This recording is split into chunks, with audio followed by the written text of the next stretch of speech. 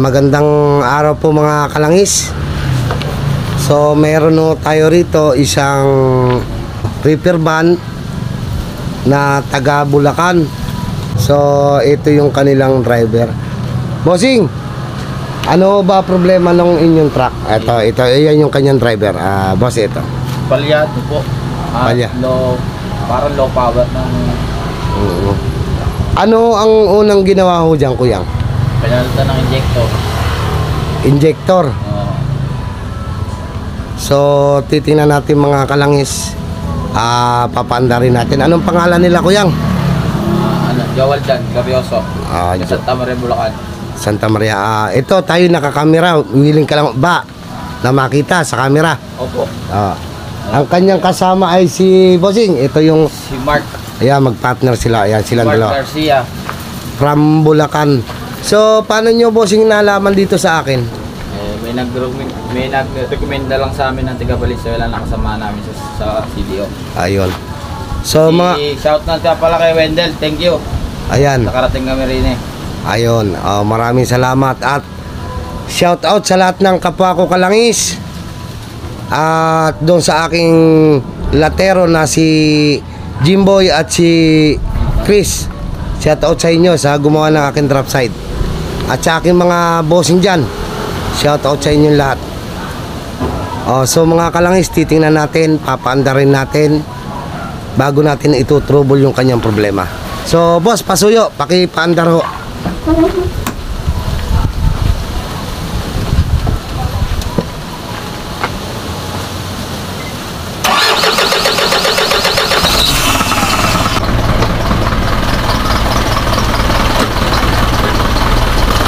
Nagana pa ba idle up nito? Minsan po hindi, minsan meron.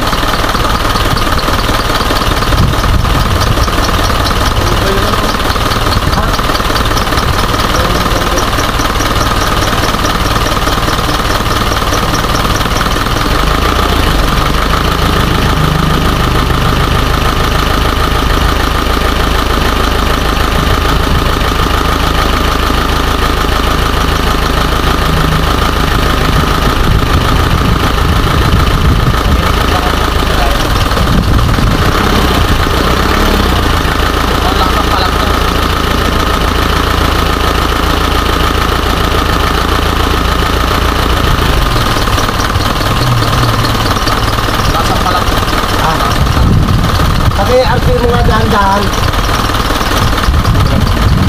Okay. Dahan-dahan lang.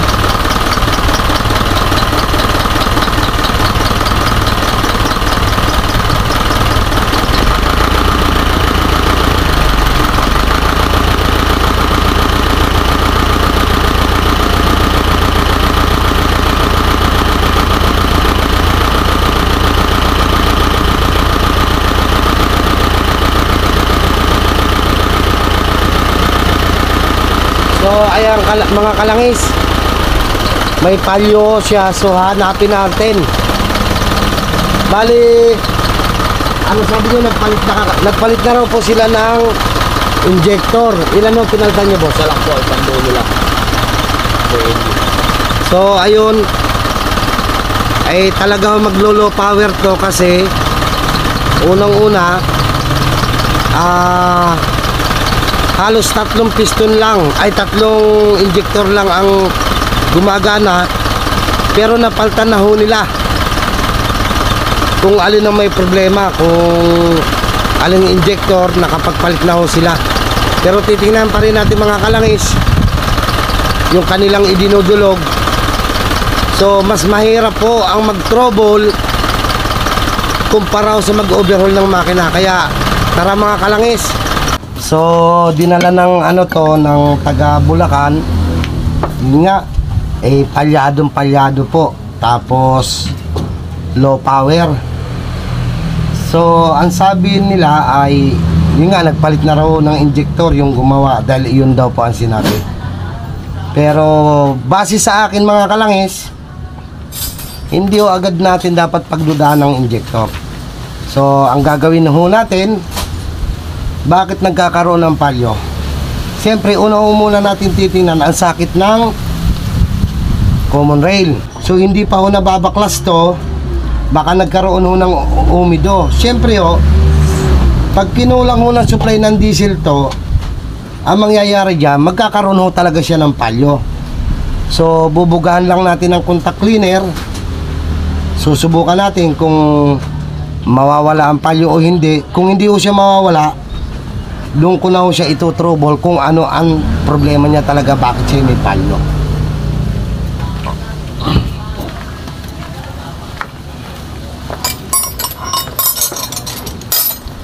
Ayan, boss, marami nga, boss.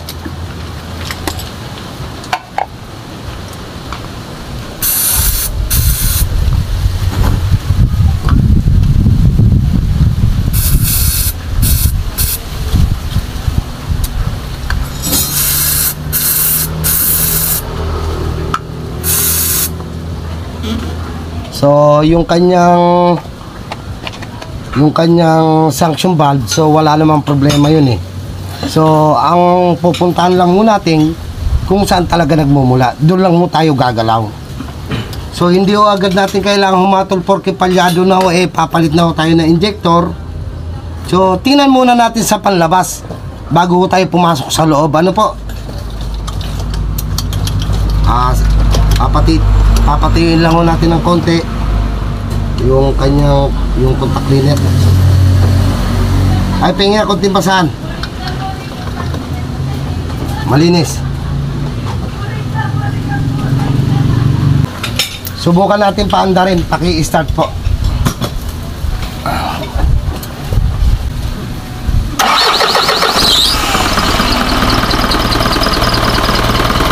O, ayan o mga kalangis. Nawala po yung kanyang palyo. I-RPM mo natin kung talagang may palyo siya o wala.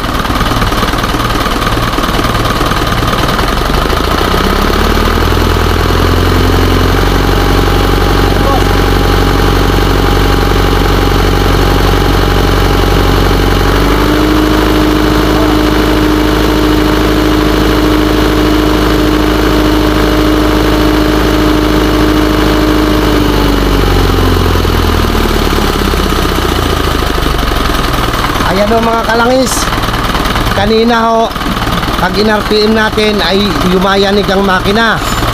Ang sabi sa inyo ay sira pati engine support. Baka sira rin sa engine support. Kaya mga kalangis. O ayan mga kalangis, willing bang interviewin ko kayong dalawa? Ay, ito na lang, ayan. Dito ka boss, dito ka. Sila ho ang nagmamaneho nito. Ayan boss, anong pangalan nila? Mark, ayan po si Mark at si Joel Dan Glavioso. ayan. Sila po ay galing ng Bulacan, Bulacan. Santa Maria. Ayan boss, ano ang ginawa natin? Yun nga po mga kalangit, tinugaan lang ng contact cleaner, yung sakit ng ano. Common rail. Common rail. Pero okay na yung under niya ngayon, hindi na katulad nung pumunta kami dito. Hard Kasi starting. Nung bago kami pumunta dito, yun nga, hard starting, palyado, halos hindi siya makahatak. Kami, nanggaling pa kami ng Santa Maria, Bulacan, dumayo pa kami sa Cavite para lang natin si Kalangis at maipacheck yung truck na kung ano. Kalangis alias covered. Ngayon po mga kalangis, ipaparoad test muna natin para malaan natin kung maglo-low power siya o hindi. Ano? Papasamahan ko kayo sa helper ko. Ikutin nyo rito yung sa may Jenner Trias. Balik kayo rito. Doon ko malalaman kung yung sabi mong hindi ka maka-overtake sa pedicab. O, yan. So, ayan o mga kalangis. Sadya pong napakaganda umandar ng makina nila. Balik sa original. Bumalik sa dati. Ang bago na ulit. Nawala po yung hard starting. Kanina nakailang start kayo? Dalawang start bago siya umandar. Halos masunog yung kanyang starter. So mga kalangis, susubukan naman natin na ipa-road test sa kanila at aantayin ng kanilang pagbabalik rito pag na-road test at malalaman natin kung okay o hindi. Ayan. I-road test nyo muna bossing.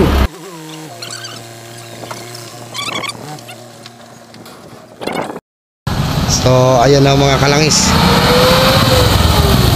Ayan. Malalaman na ho natin kung anong klase ng batak ng truck. Yan, diretso lang boss. Yan. Okay na.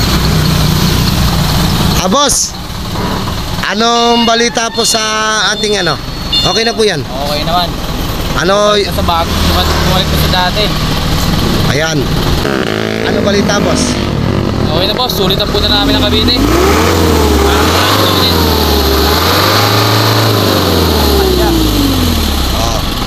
So, wala ho silang... Boss, may ginastos kayo sa pyesa? Wala. Wala boss. Ayan po sila. Talagang... Mga kalangis, maraming salamat po sa mga taga Bulacan na nagtiwala sa aking kakayanan. So hanggang sa muli, sana po may na-share na naman po ako sa inyo kaunting bagay o kaunting kaalaman sa makina. Shoutout kay Boss Wendell. Thank you. Sa kay Boss Kalangis alias Bird. Thank you. Ayan boss, talagang ayan, naririnig nyo boss kung gaano kaganda umandar ang makina nyo. Hindi ko ulit na umanda rin minsan. Ayan. Parang brand new na ulit tumakbo. Labis ho ang kasiyahan ng ating mga kasamang maghanap buhay sa daan. So ayan ayan, magtabi kayong dalawa. Ayun magpartner. Yes. Ayan. Mga Kalangis, maraming salamat. Ayan. Salamat sa lahat.